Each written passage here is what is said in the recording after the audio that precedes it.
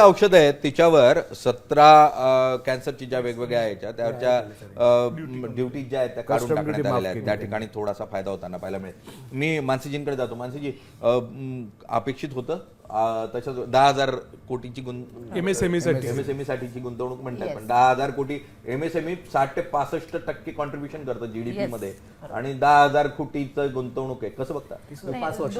5 वर्षासाठी 2 मुद्दे आहेत. त्यांनी 10,000 कोटी सांगितले, चॅम्पियन्स आपण क्रिएट करतो एसएमईज, आणि 2,000 कोटी त्यांनी एक रिलायंट फंड क्रिएट केलाय.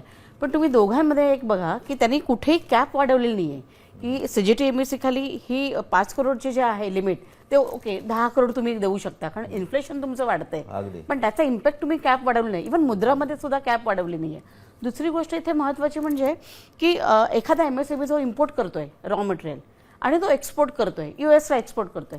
आता यूएसने एवढं टॅरिफ वाढवलेलं आहे, मग तुम्ही सीजी स्कीममध्ये, लायसन्सेस स्कीममध्ये तुम्ही त्यांचा इन्सेंटिव्ह वाढवा ना. आता एवढं टॅरिफ वाढवलंय तर मग तिथेही तो होरपळत आहे ना.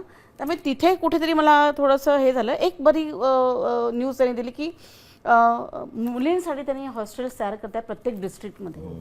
त्यामुळे मी महिला असल्यामुळे मला तो एक मुद्दा खूप बरा वाटला की ही हॉस्टेल्स तयार होत आहेत आणि ट्रेडिंग इन्स्टिट्यूटही ते बनवतात. पण आपण खूप अपेक्षा एक्सपोर्ट करणाऱ्या एमएसएमईची होती, कारण टेरिफ एवढं मोठं वाढवलेलं आहे आणि युद्धजन्य परिस्थिती संपूर्ण जगामध्ये घोगवते. अशा वेळेला बजेटकडून एक्सपोर्टरची अशी अपेक्षा होती की मोठं काहीतरी इन्सेंटिव्ह मिळेल, जेणेकरून जे डिपेंडन्सी होती युएस वरती त्याला कुठेतरी राहत मिळेल ह्या सगळ्यामधून.